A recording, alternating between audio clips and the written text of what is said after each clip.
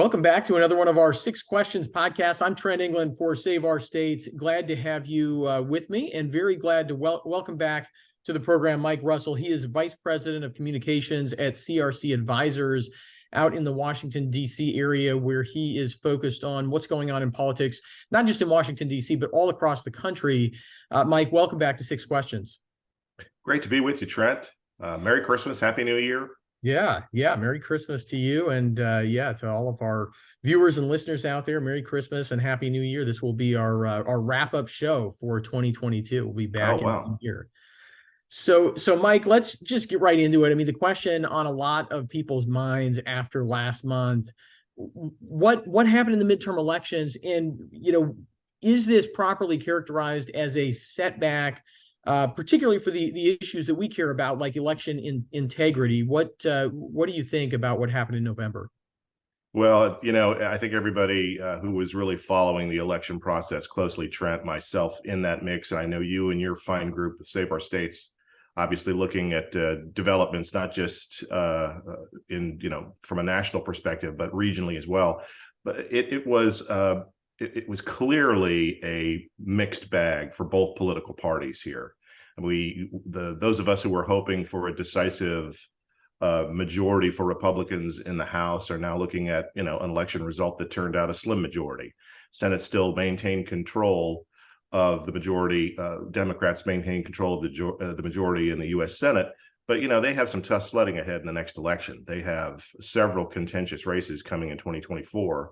And so we might actually see the balance of power shift in the Senate.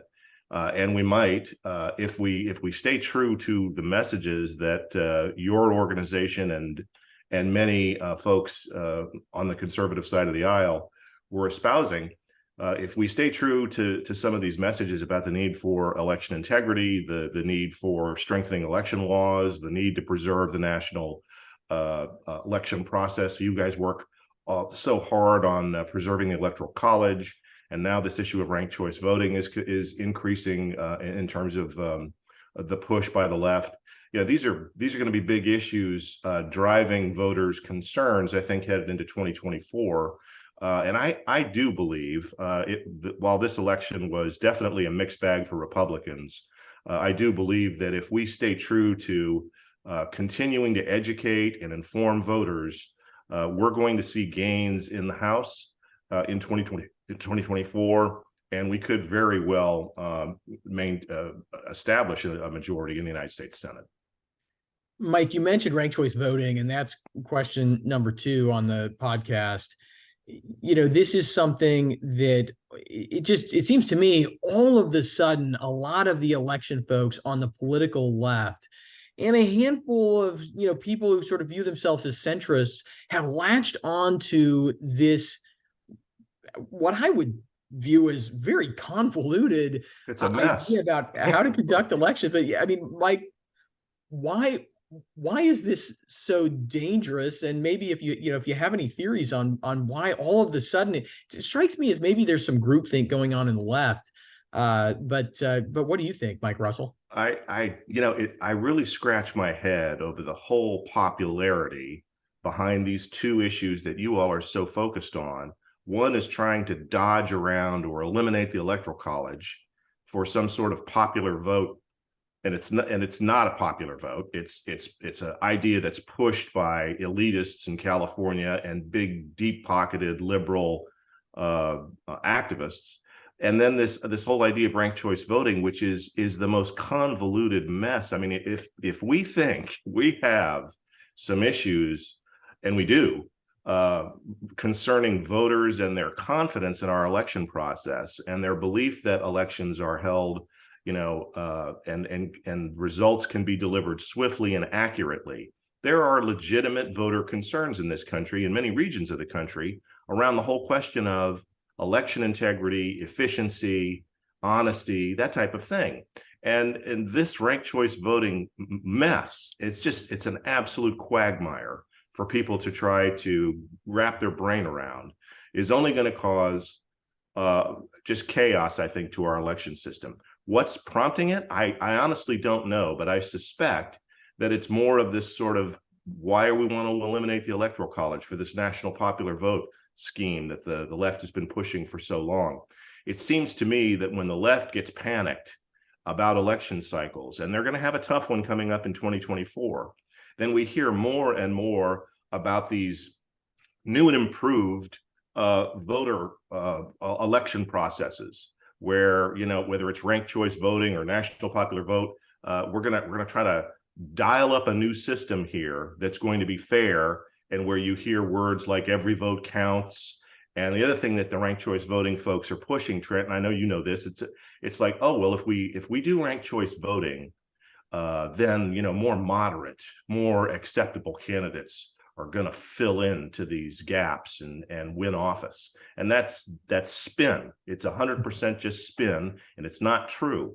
What ranked choice voting is going to cause is far more candidates entering races, and then the great possibility that if you don't play this game, if you don't, you know, say you have an election that has 6 or 7 candidates on it, and you don't rank your choices for all 6 or 7, then guess what happens? Your vote likely gets tossed out.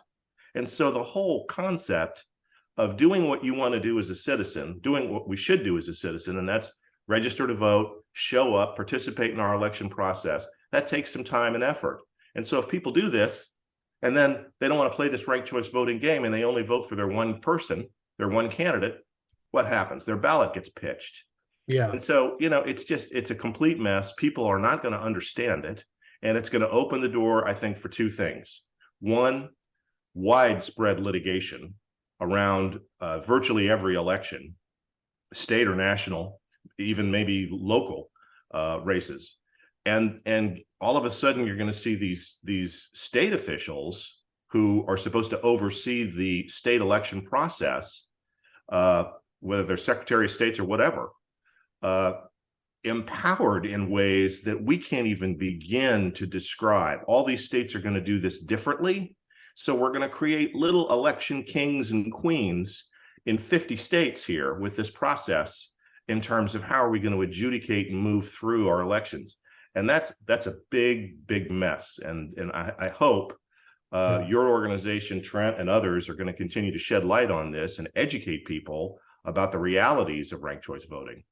So ironically, Mike, the other side, when they're pushing national popular vote, when they're pushing ranked choice voting, you know, when they're pushing, you know, all of this early voting and, you know, no excuse absence, everybody votes by all these things, they oftentimes make this same sort of claim that we make, that, well, these are going to increase civic participation, they're going to increase people's engagement with the elections, which, I mean, it strikes me as sort of fanciful and, you know, kind of, you know, it's a little bit of lipstick on a pig there, but what's your response to that specifically? Because that is a big part of their argument, which I think recognizes that they understand, we understand, everybody understands that American voters want to have more faith in the system. And so what's wrong with their argument or their understanding of how that works?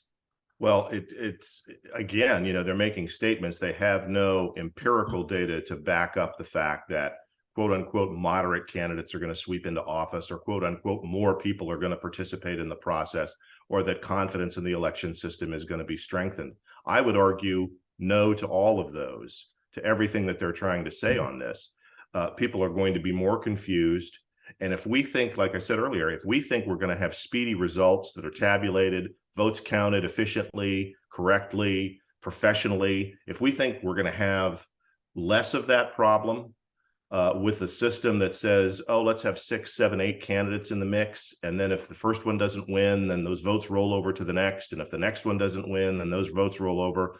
And that is more confusing to me, just on a personal level, and I'm sure to millions of others, once they start to really open their eyes and look at what this system potentially could mean for their state, their town. It's going to create far more confusion. And the other thing too, Trent, is, you know, people, we see this in surveys all the time.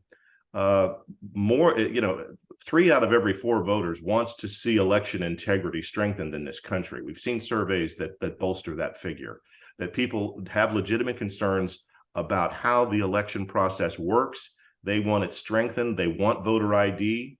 when you go to vote in person, and that's African American voters, Hispanic, white voters. A large majority of people say we want a process that requires voter ID when you're showing up to vote in person. There's only one country in Europe, and I can't remember which one it is, that doesn't require that. So if you want to talk about something that's progressive, the European model shows that the vast majority of European countries require the same thing. If you show up to vote, you have to produce some sort of relevant picture ID. So this is common sense when we're talking about how to strengthen election integrity and bolster voter confidence here. But what's going to happen is we're just going to open the system up for more argument, and that division, that rancor between parties, if you will, that upsets the vast majority of us. That we don't want to see rancor and divisiveness associated with politics, but certainly not associated with the election process. Okay, can we eliminate the election process from political rancor? And I think, and I know you agree with me on this, Trent, a scheme like ranked choice voting or doing an end around the Electoral College, that only increases tension and angst among voters.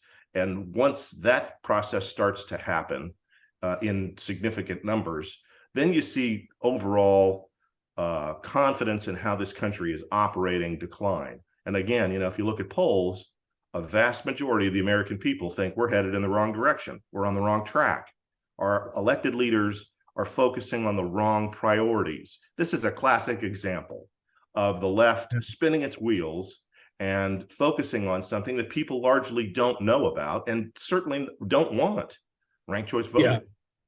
Yeah, I think that's absolutely right. I mean, it's fascinating to see some of these folks out there on the left who they get so worked up about issues that, 60, 70, 80, maybe 90% of the public, maybe more, right, don't care about. Yeah, they don't care about these things. They don't consider them to be issues, really, right? It's about, it's not about rewriting the rules of the game. It's about figuring out which direction we want to go as a country. Another question on this. I'm talking on 6 questions here to Mike Russell, Vice President of Communications at CRC Advisors.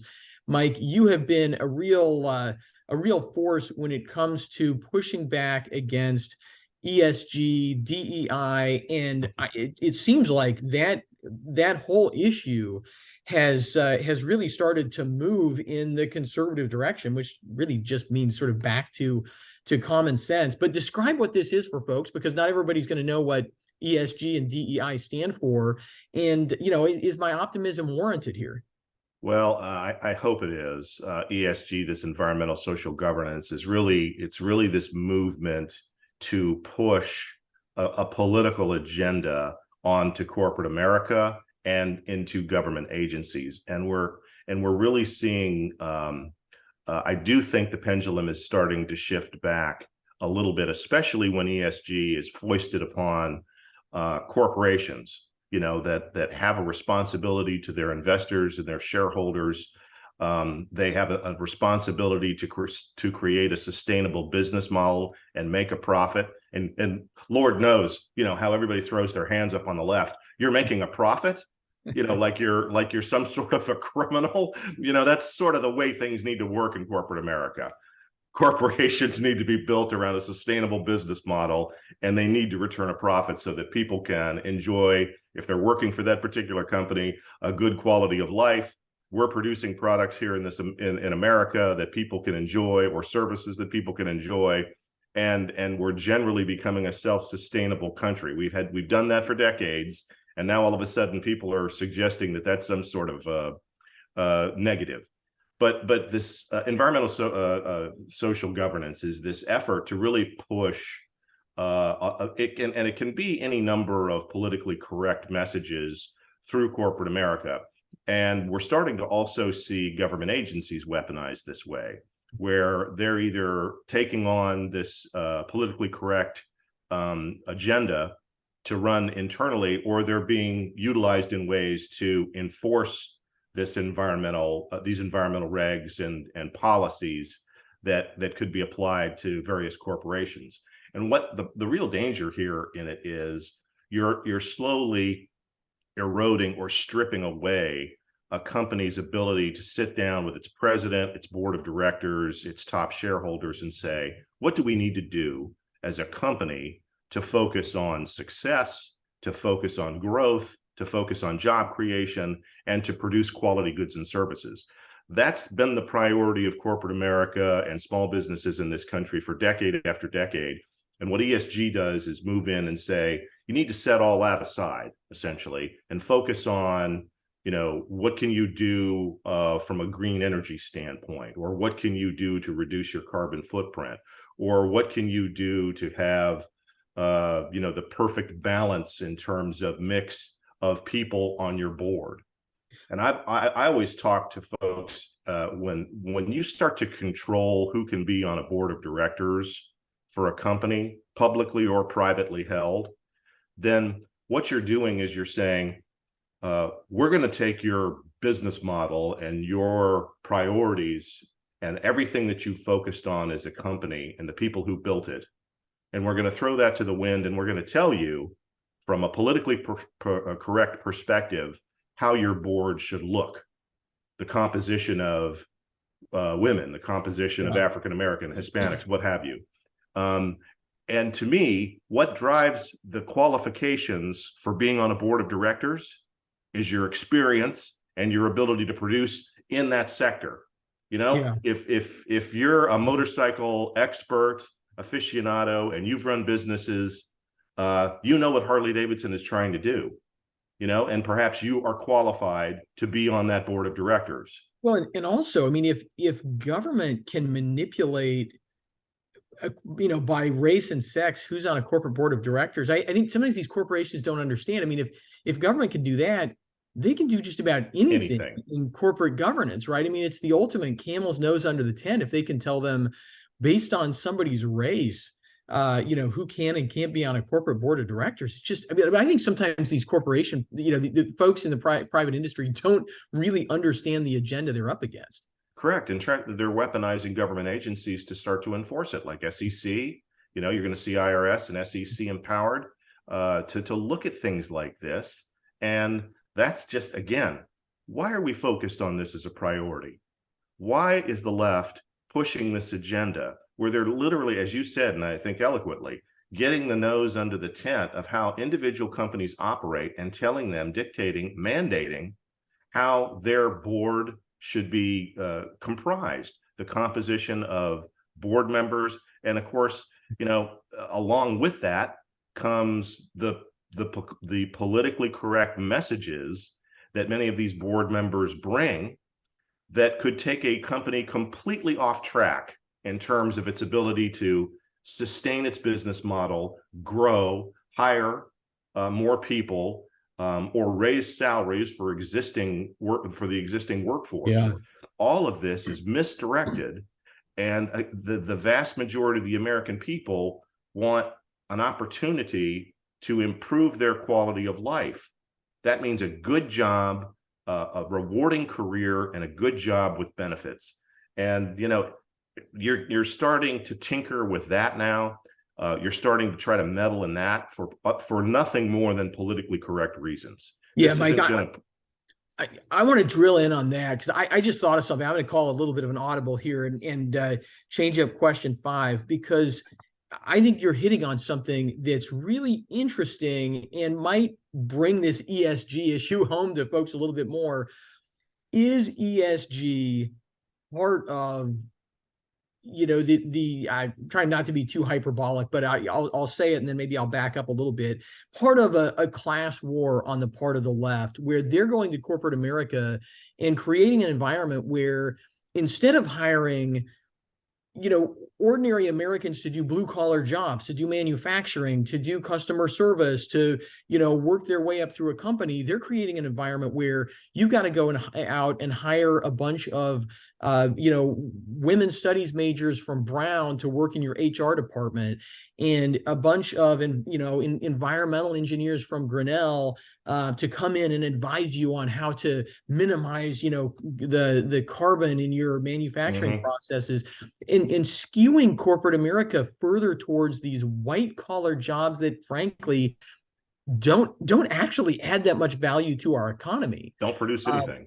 Don't produce yeah, any quality versus goods. Don't blue produce any collar quality America. services. Yeah. I mean, is that fundamentally why just a sort of ordinary apolitical American who, as you say, wants to be able to get a good job, doesn't want to have to take on $200,000 in debt And for women's studies at wherever? I mean, is that why people should care about ESG? it's part, I think, Trent. This is the latest development. See, the left never stops in their attack on major corporations for sure, but large businesses and even small business owners are facing a number of assaults. Look at what they've tried to do on a couple of other fronts. Let's just put ESG aside for a second. The whole push for government regulations to constrain corporations, to slap all of these additional regs on them, many of which are duplicative because they're doing the same thing at the state level, but they don't care. It's just adding on more environmental regs, adding more limits on companies to get permits and do what they do. So they've had a decades-long attack on corporate America through the regulations. Activists have been lobbying now for decades to get companies that are in sectors that are not politically correct. Let's just say the fossil fuel industry or oil and gas producers. They've been lobbying for folks to divest of those shares of those companies for decades now. And that's an assault on corporate America. So if you don't toe the correct political line in terms of the product that you produce or the goods or services that you provide, then you're under attack to get people to not buy, Exxon stock for pension funds and divest of all corporations that don't meet the politically correct, clear the politically correct bar. So those two areas have been underway for those two areas of attack we've seen for a while. I look at ESG as another front where they're opening it up and they're trying to meddle, tinker, to get under the hood of these businesses and try to slow them down from being productive and force them to, spend money and utilize resources in ways that they would not normally have to expend those resources. So it's another handcuff that they're trying to slap on our ability here as a country to have corporations and businesses and small businesses thrive and prosper under a free market system. This is a 100% attack against what we would describe as a free market economy.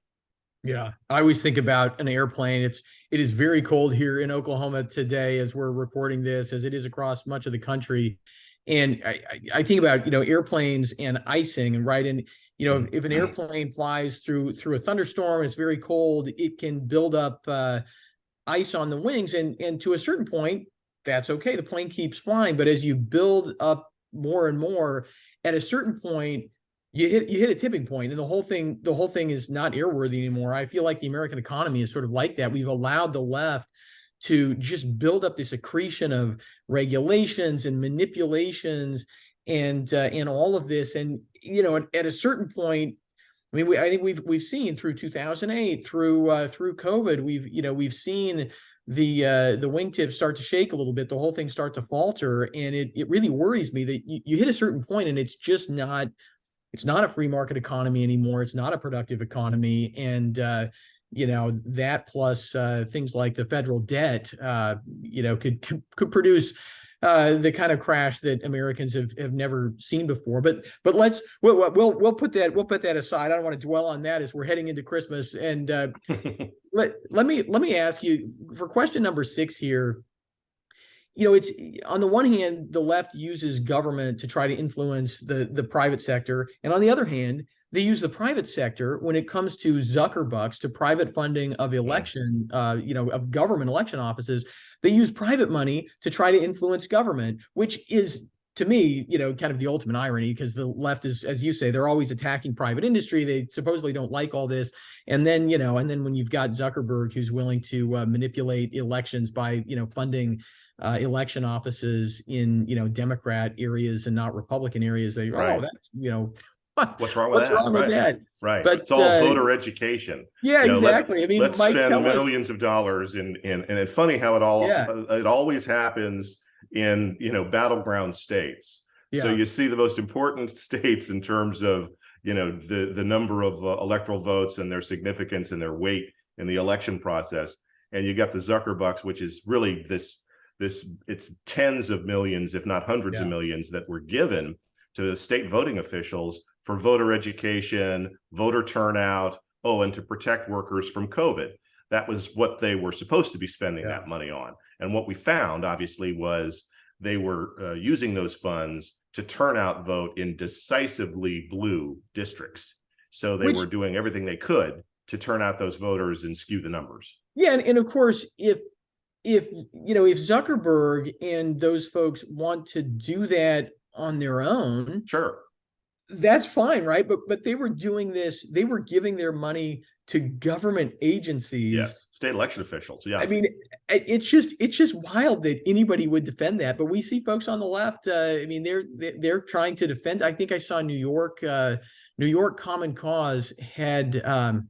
I think they have it as one of their priorities for next year is to make sure that the New York legislature, protects the right of private individuals to and I think also for campaigns to be giving out snacks to voters Yeah. waiting in line, which is kind of a third worldy kind of thing when you're standing there saying, hey, I'm from X political party, can I give you something of value while you're preparing to vote?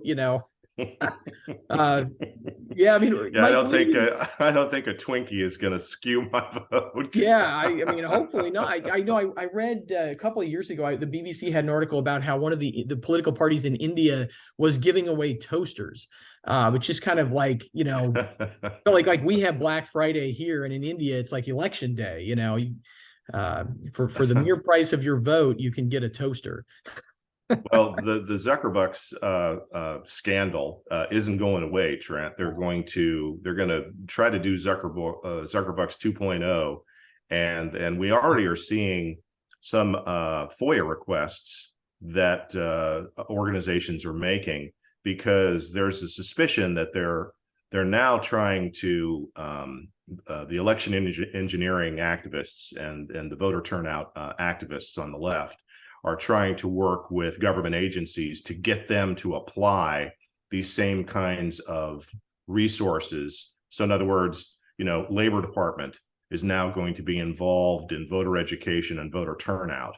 And so one can only guess how those resources will be directed. More often than not, this might be a Zuckerbucks 2.0 model where and they're trying to uncover the memos and the email traffic to expose this. But is the government agency like the Labor Department or the Commerce Department now being guided by center left groups to try to get them to do these voter education, voter turnout efforts and utilize resources from these departments to essentially turn out Democrat votes? That's going to be an interesting question to see if that's revealed. Yeah, I'll be interested to see, especially in the political world as it is today, where, heading into 2024, I mean, I think it's a safe bet that, AFSCME and SEIU members are going to skew Democrat, but AFL-CIO, Right. it'd be interesting to see if the Labor Department tries to steer those things towards certain unions and certain groups that, I just think labor members are not as reliably Democrat as they maybe were in the 90s, say. So that, yeah, I'll be interested to see what comes of those investigations. Yeah, I mean, and Trump proved that in the first election. Yeah. His Rust Belt campaign strategy to essentially win Reagan Democrats, going all the way back to Ronald Reagan, and his ability to win Democrats who were largely union workforce votes. Those votes are attainable by Republicans, and that's why I think we're going to have to look at the messages as conservatives, and our party leaders are certainly going to have to look at messages that are going to attract more African Americans into the fold, more Latino and Hispanic voters into the fold, and certainly I think we can make a very healthy run at labor. The rank and file worker is becoming, I think, increasingly frustrated with what's going on in this country. And again, because the Democrat leaders are focused on things that are just not the right priority for the American people. And we need to stay on that, I think, is a message. Yeah, I think that's right. I think the Democrats really revealed that when they nominated Biden, because he is the last vestige of an earlier era of the Democratic Party that's allowed them to put this working class veneer on it all. And that's, whether they can keep that on life support for 2024, remains to be seen, but they're certainly not going to have that around beyond that, unless they change directions as a party. Mike Russell, Vice President of Communications at CRC Advisors, always a pleasure. Thank you so much for joining us on Six Questions again, and for all of your work, particularly against ESG. Just seems so important, and not enough people talking about that. But thank you so much for being on Six Questions. Thanks so much, Trent. Great to be on, and I want to wish you and all the folks at Save Our States. You guys are doing just Herculean work here to try to get people up to speed, more informed and activated around these issues. We have a real fight ahead of us. And the work that you all are doing to preserve the electoral college, maintain and enhance voter integrity and confidence, and now this new front that's opened up on ranked choice voting. There's a lot of work ahead in the coming year, and I'm proud to be with you all in that fight. Thank you so much. And thanks to all of you viewing, listening to the podcast. I hope you have or have had a very Merry Christmas, a Happy New Year. We'll be back in 2023 with a lot more episodes. If you have ideas for the podcast, people you'd like to see us talk with, feel free to reach out. The best place to do that is probably at our Save Our States Facebook page. We also have a Facebook group, the Electoral College Defenders, for people who really want to get involved in this fight. There are going to be some big fights defending the Electoral College in 2023. We already know that the other side is pushing hard in Maine and Michigan and Minnesota, several other places as well. And we're going to have state legislatures that will be advancing measures to protect the Electoral College proactively, right? So we're not just on defense, we're also on offense at Save Our States. And all of this relies on you engaging at the state level. That's where this fight is. Go to saveourstates.com, find us on social media, follow us there. We'd love to be connected, and we'll see you in 2023.